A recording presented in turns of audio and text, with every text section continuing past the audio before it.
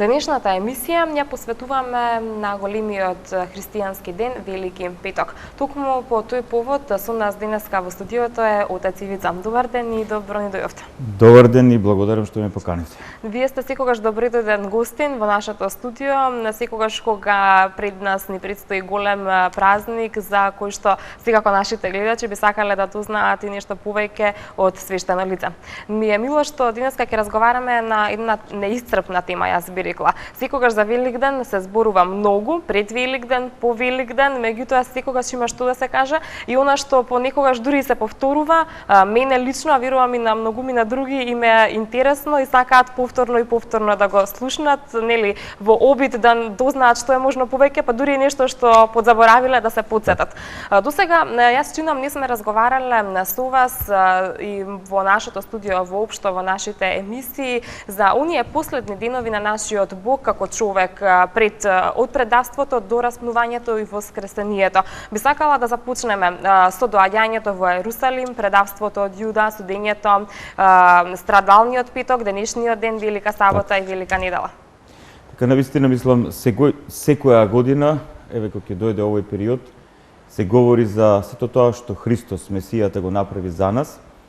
Сето она што се случува со него всушност во последните 7 дена, како што и всушност во целото негово искупително спасително дело, сето тоа е предскажано од пророците од Стариот Завет. Значи, сето тоа пророците од Стариот Завет, вдахновени од Светиот Дух, го напишале во книгите, во своите пророчки книги, и сето тоа всушност се исполнило во животот на Месијата.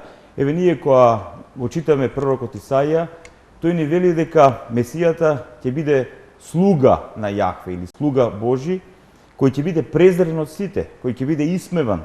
Пророкот Давид во својот 21 псалм, пророчки, месијански псалм, вели дека тој ќе биде распнат, коските негови ќе се видат, пред него ќе ги фрлат коцките и за неговиот хитен и така натаму. Буквално пророците тоа што го напишале во своите пророчки книги 700 или 1000 години пред доаѓањето на Месијата, сето тоа се исполнило во денот, односно во овој период, кога Месијата се подготвуваше за врвното негово дело во овој свет, а тоа е искупителната жртва.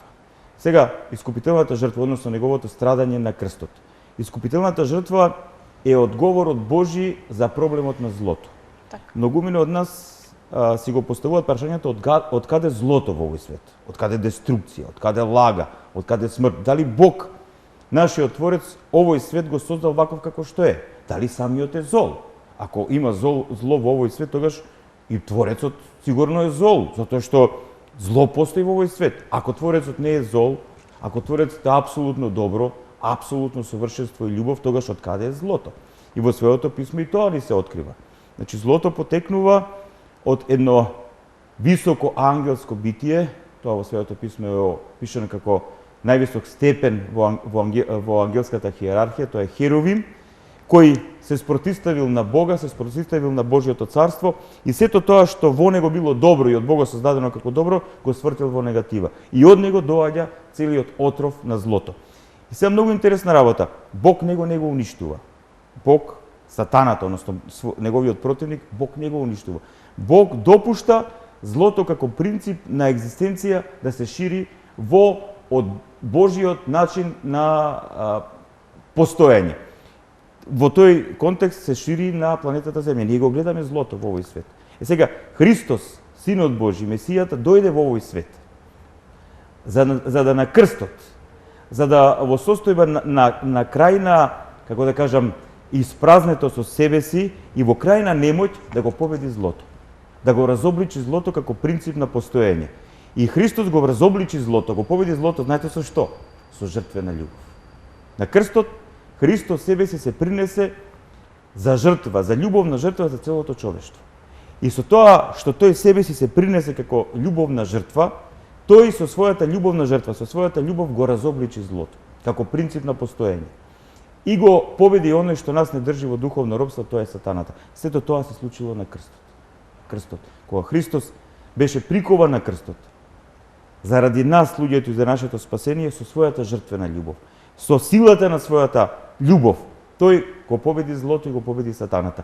И на тој начин, на целото човештво, значи на секој од нас, Христос ни покажа и ни докажа дека овој свет може да се преобрази, односно злото во овој свет може да се победи само со љубов што се жртвува, на никаков друг начин.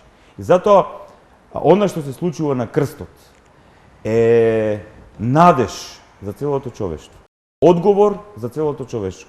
Односно, одговор за тоа зошто човештвото страда, одговор за тоа зошто постои зло во овој свет, но и одговор Божи како може злото да се победи. И затоа за христијаните, она што се случило на страдален петок, односно на крстот, е ника победа, односно смисла и осмислување на постоењето и во овој свет и на вечен план. Тоа е одговорот Божи за победата на злото. Тоа е триумф на апсолутното добро над апсолутното зло. Така, со внимание ве слушав искрено, навистина сум воодушевена од начинот на кој што ни го испрезентиравте овој денешен ден, овој страдален петок. Би сакала да ве запрашам, од вашето досегашно долгогодишно искуство, сметате ли дека верниците во Македонија се вистински верници, си ја познаваме ли ние нашата вера, религија, нашите обичаи, традиција, или само чекаме да дојде голем ден, голем празник само за да отидеме во црква? Имате различити типови на верници. Имате верници, односно луѓе кои го разбираат ова што предноку го говорев. Тие знаат што се случило на крстот, знаат кој е тој што страдаше на крстот за нас, но знаат исто така и кој е тој што воскресна и со своето воскресение победи смртта. Односно тие знаат што Бог преку својот син, нашиот спасител Исус Христос, во Светиот Дух и во Светата црква подготвува за нас и во овој свет и на вечен план. И тие верници имаат вистинска довера во Бога и вистински живот во Бога, затоа што ги исполнуваат заповедите Божји и својот живот го темелат врз Божјото откровение, врз Божјата вистина. Имаме и такви верници и фала му на Бога, секојдневно може да ви кажам дека се повеќе и повеќе се зголемува бројот на таквите верници. Да, не е лесно да се биде ваков верник, затоа што тоа значи на вистински начин да ја живееш Божјата вистина во овој и ваков свет, но од друга страна нема друг пат. Христос вели, постојат два пата, два избора во овој свет. Еден е тесниот пат, другиот е широкиот пат. Но вели Христос, широкиот пат е оној што води во пропаст. А тесниот пат кој малкумина го избираат, е суштина оној пат кој води во благословен живот. Значи Господ да ти го благослови животот. Тоа значи Бог со своето присуство да те осведочи дека твоето постоење во овој свет има вредност, има значење. Што сакате од тоа? Так. И исто така Господ ви ја открива и тајната на вечноста во овој свет. И сега, вистинските верници, или да ги кажам, оние верници кои на од Бога благословен начин го градат својот духовен живот, се оние кои вие би ги нарекле вистински верници. Значи, кои вистински на правилен начин ја практикуваат својата вера, но мора да се признае дека исто така има и многу традиционални верници, кои не завлегуваат длабоко во пораката. Значи, они не завлекуваат длабоко што се случило на Велики петок. Кој е тој што страда на крстот за нас, зошто страда? Тие прифаќаат некаква приказка, тоа е тоа, што е и како е, многу не се задлабочуваат и нив им се побитни тие формални работи, како да кажем, но не е за осудување. Секој човек го принесува пред Господа тоа што го има. Сега можеби они се во таа фаза духовна, што не мора да значи дека утре за утре се до тоа што го гледаат, нема да ги потикне на едно подлабоко согледување и живење на верата.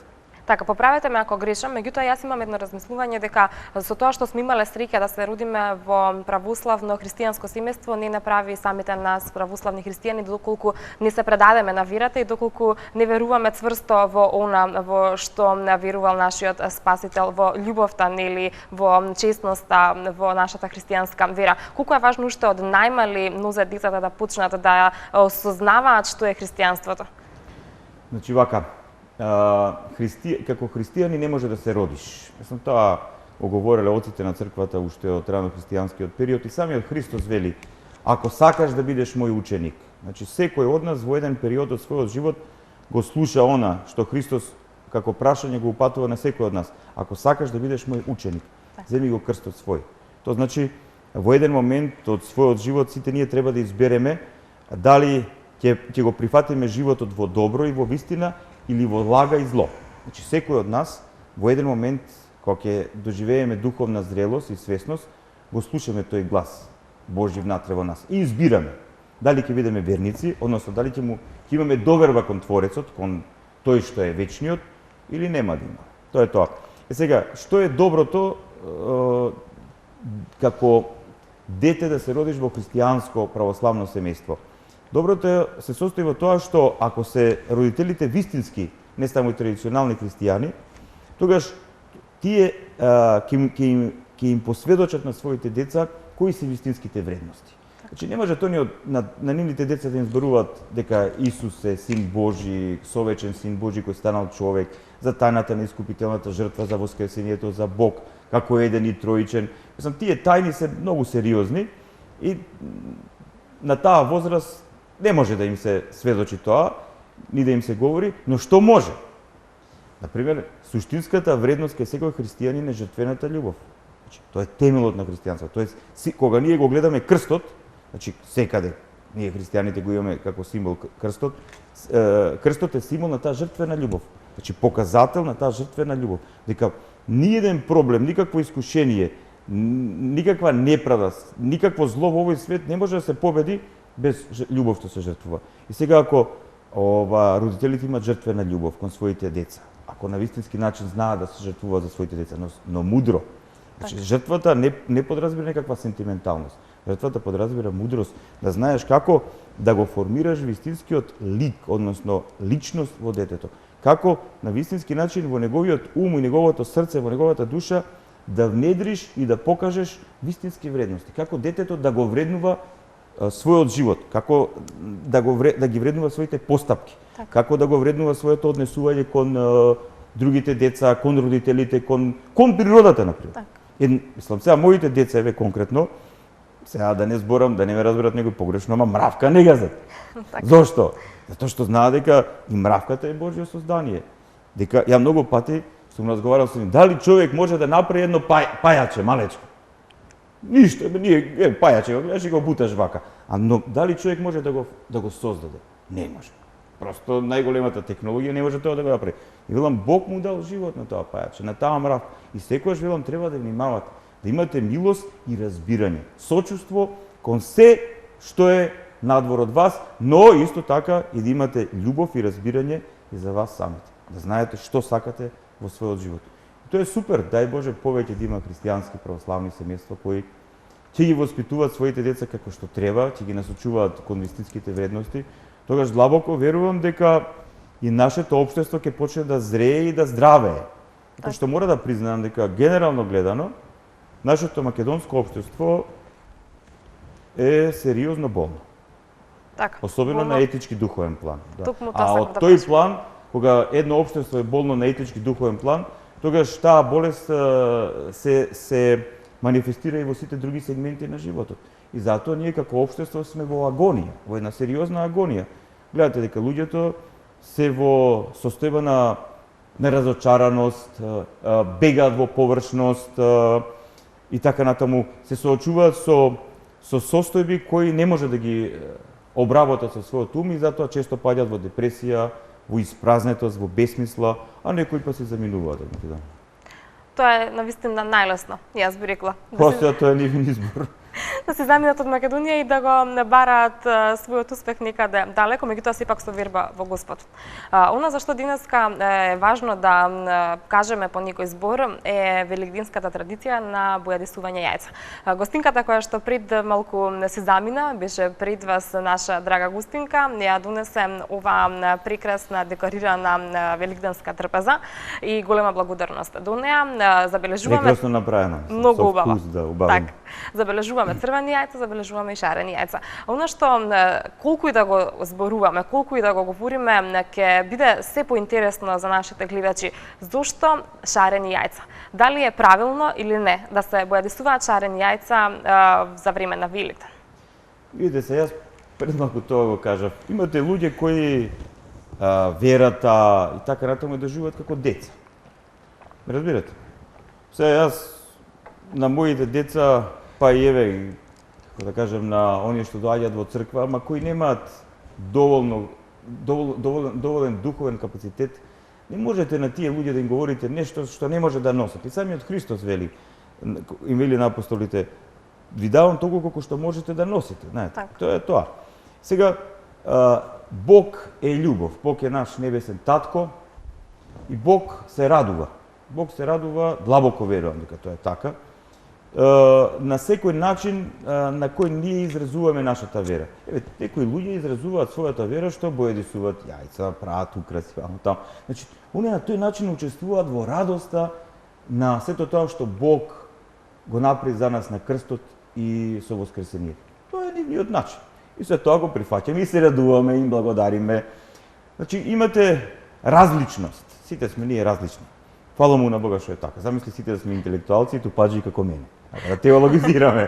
Ја не бојадисувам јајца. Така, меѓутоа доколку почнеме сите нели да бојадисуваме шарени јајца, тогаш на некој начин според моје мислење ќе се изгуби символиката на црвеното великденско јајце или пак можеби грешам. Добро, јас може и да кажам се немојте да бојадисувате со други, они сите ќе ме прифатат така.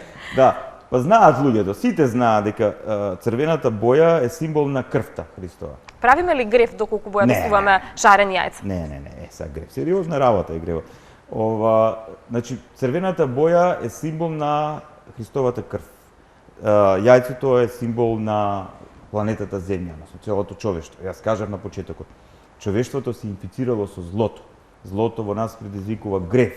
Гревот предизвикува духовна смрт и како последицата на нашата духовна смрт ја имаме биолошката смрт. Така. Значи, тоа е страшно. Сата ние живееме во еден страшен свет. И сега Христос, Месијата, доаѓа во овој свет да го победи злото, гревот и вината да ја земе врз себе на целото човештво и со своето воскресение да ја победи смртта. Сега сето тоа, видете, сето тоа мисионерите од рано христијанскиот период го ставиле во еден символ, со јајцето. Значи, црвената боја е символ на Христовата крв, за нас пролеана, јајцето е целиот свет, значи Христос на крстот страдаше за целото човештво. Христос на крстот го победи злото и сотоната не само за мене и за тебе и за еден народ и така натаму, туку за целото човештво. Од Адам и Ева до последниот што ќе биде роден од мајка. И не само за човештвото, туку и за целиот свет. Затоа што поради гревот кај луѓето целиот свет страда. Спомнавме премалце муви, мравки, пајачиња, сите страдаат заради нас. И злото и гревот внатре во нас. Болест, ние сме болни, овој хаос, овој свет.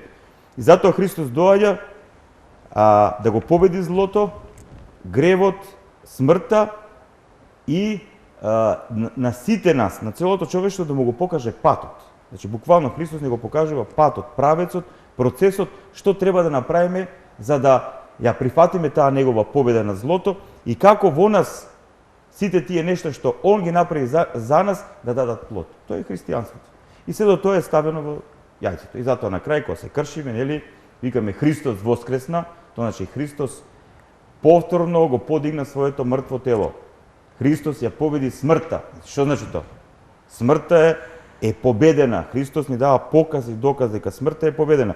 Ако не е победена смртта, тогаш кој е смислата на нашето постоење во овој свет? Ако смртта е точка, крај, а ние сме само отсечка, па ние само се лажеме. Значи Христос ни покажува и ни докажува дека нашето постоење во овој свет и во вечноста има вредност. Ние имаме вредност пред очите Божи, има смисла и Бог ни го покажува, односно нашиот небесен Отец преку Христос, преку Месијата ни го покажува тој процес.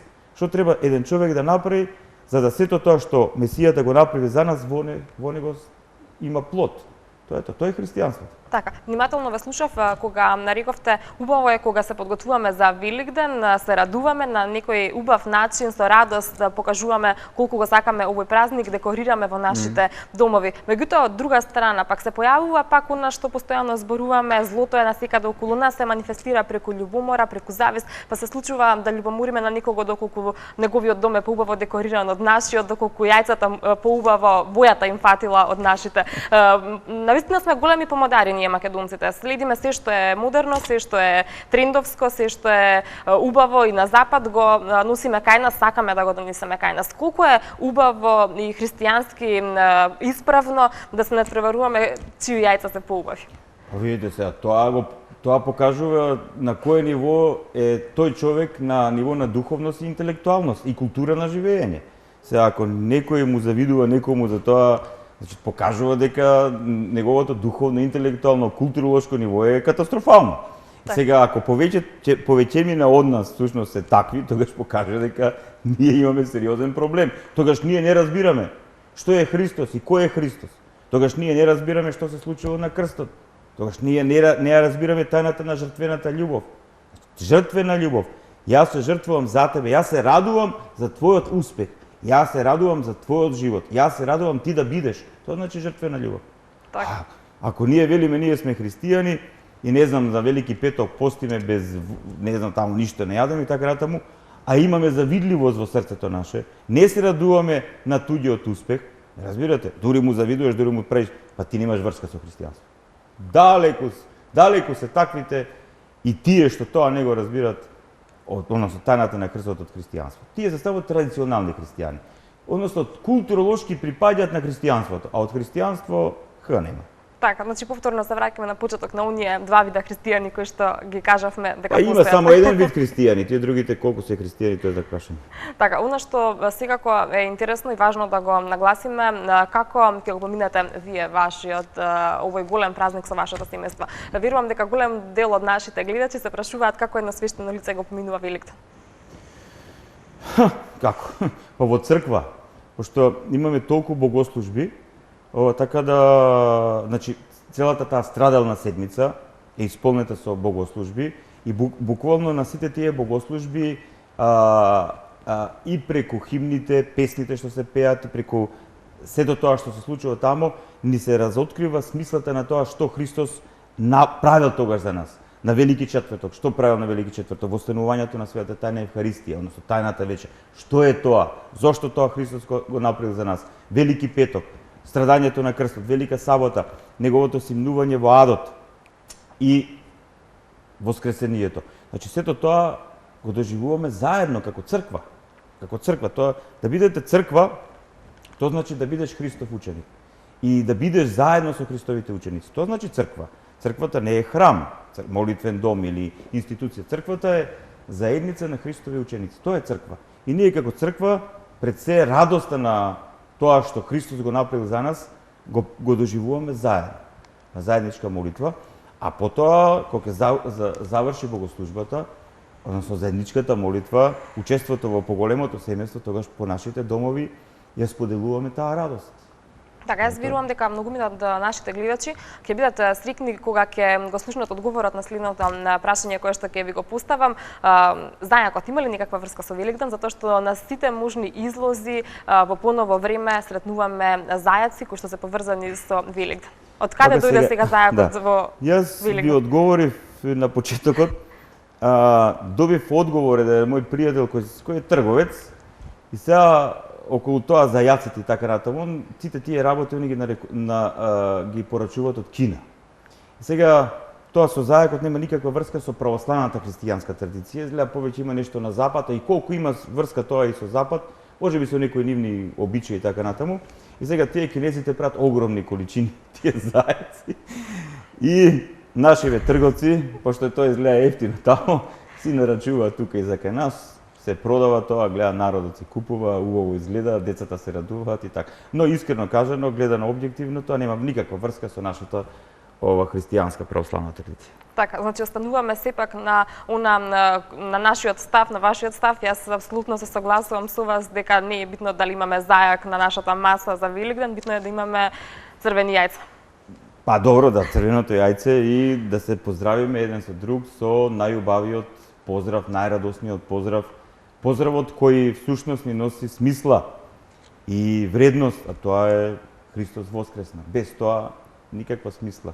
Така. Јас се надевам дека ќе се видиме ние повторно, многу наскоро, секако кога ќе имаме повторно нов повод за разговор.